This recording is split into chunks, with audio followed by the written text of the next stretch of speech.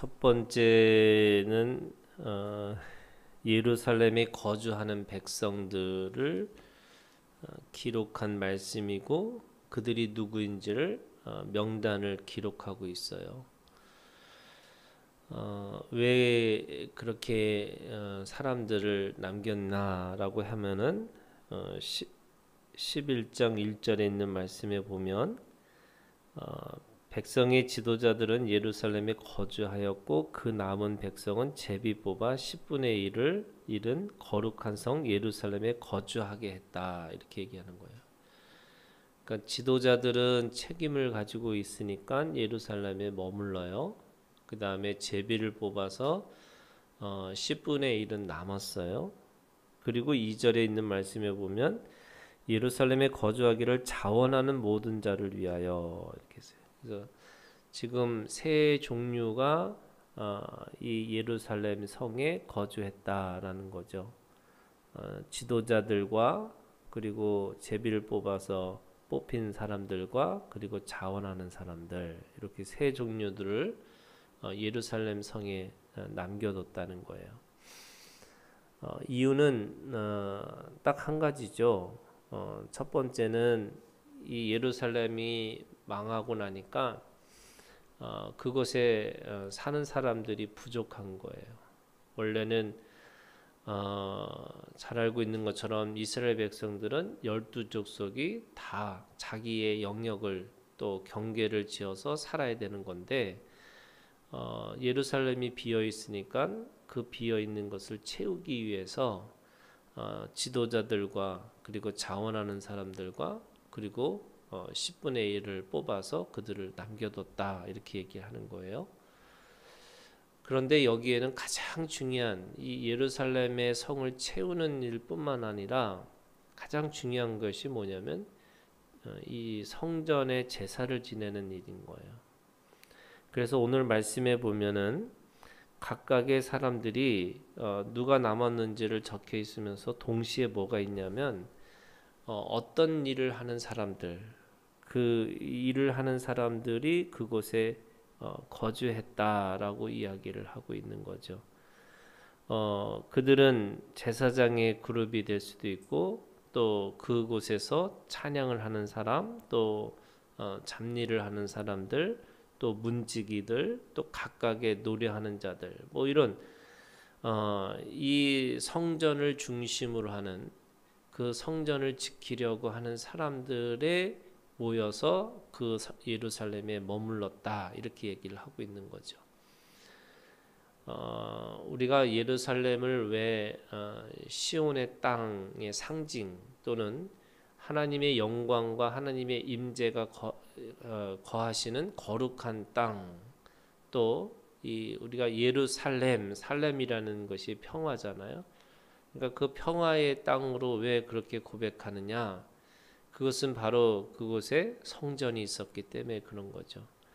그 성전이 단순한 하나님의 거하시는 공간뿐만 아니라 그곳에서 하나님의 사람들이 모여서 계속해서 이 죄를 씻고 또 그 죄 가운데서 벗어나서 거룩한 백성으로 살게끔 하는, 그러니까 이 예루살렘에 있는 성전은 이 가장 이스라엘 백성들에게 중요한 그런 공간이면서 동시에 그것이 활성화되고 그것이 살아야지만 결국에는 이스라엘 백성들이 죄를 졌음에도 불구하고 계속해서 거룩한 백성으로 남아 있는 것이었기 때문에 그런 거죠.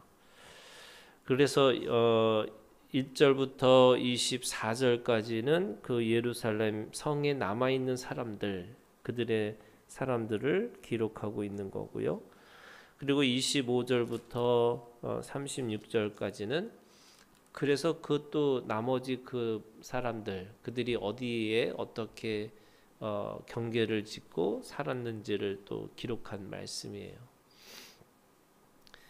오늘 이 말씀이 뭐 우리도 이름도 읽기도 힘든 이런 사람들의 이름을 우리가 읽고 또 그들이 누구인지 누구의 현손이고 누구의 오대손이고 왜 이런 우리가 이런 족보를 우리가 들어야 되는지라고 생각을 해보면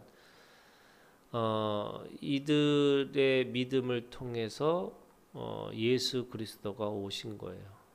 그러니까 마태복음 1장에서 나오는 예수님의 족보가 있죠. 그리고 누가복음에 있는 예수님의 족보가 있어요. 그 족보라고 하는 것은 단순한 족보가 아니라 그 믿음의 족보이기도 하면서 바로 예수님 육신으로 오신 예수 그리스도를 믿음으로 지켜낸 사람들의 이름이라고 할 수가 있죠. 각각의 그 사람들의 삶을 보면 어떤 사람은 좋은 왕이기도 하고 또 어떤 사람은 부족한 왕이기도 했고 또 그 한 사람 한 사람을 들여다보면 우리가 그렇게 본받을 만한 사람도 아닌 사람들처럼 들려지는 사람들도 있어요. 그럼에도 불구하고 그들의 그 믿음을 통해서 예수님이 오셨다 이렇게 기록하고 있는 말씀이 바로 이 마태복음의 족보라고 할 수 있어요. 구약에 있는 모든 족보들은요, 결국에는 어떤 걸 우리한테 말씀하고 있냐면 그 계대를 통해서 예수 그리스도가 우리 가운데 오셨다 이렇게 말씀하고 있는 거죠. 우리가 민수기라고 하는 말씀을 읽을 때 그 민수기는 단순한 사람의 숫자를 기록한 것이 아니라 그 숫자를 통해서 하나님께서 그 계대를 통해 어떻게 신앙을 이어가게 하셨는지 또 그 신앙에 이어가는 것을 통해서 뭘 하고 말씀하고 있냐면 바로 그 신앙을 통해서 하나님의 나라가 또 예수 그리스도가 우리 가운데 오셨다라는 것을 말씀하고 있는 거예요. 그래서 오늘 우리는 두 번째 예수님이 오시기를 기다리고 있는 사람들이잖아요.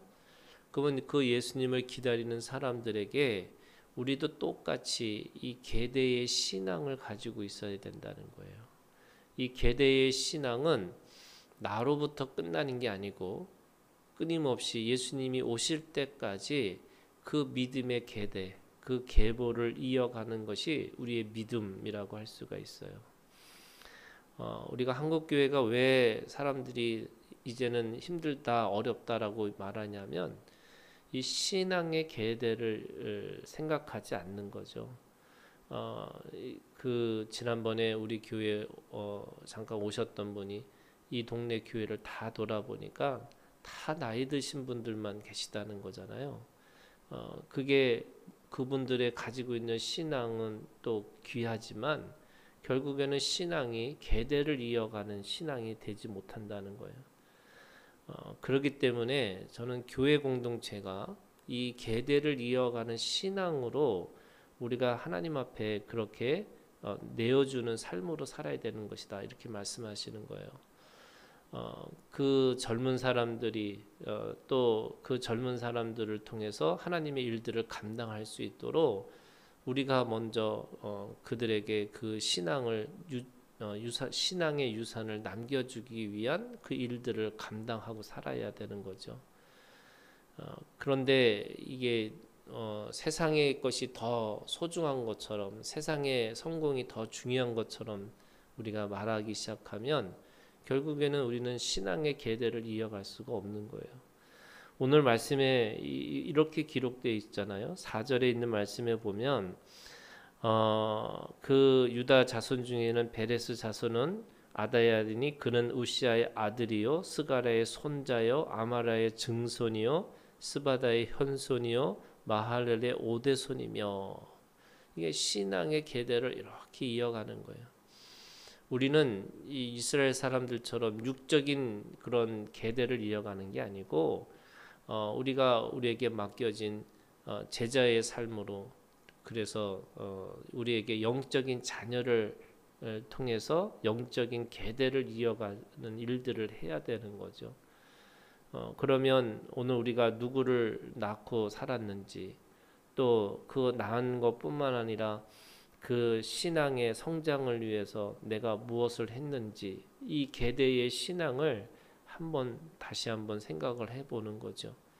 그래서 나로 끝나는 게 아니고 다시 예수 그리스도가 오실 때까지 그 믿음의 사람들을 우리가 세워 나가고 또 그 신앙을 계속 계대를 이어갈 수 있는 믿음으로 그렇게 만들기 위해서는 오늘도 우리가 주님 안에서 이 믿음의 자녀들을 낳고 그 자녀를 통해서 계대를 이어갈 수 있는 믿음으로 우리가 그렇게 해야 되는 거죠.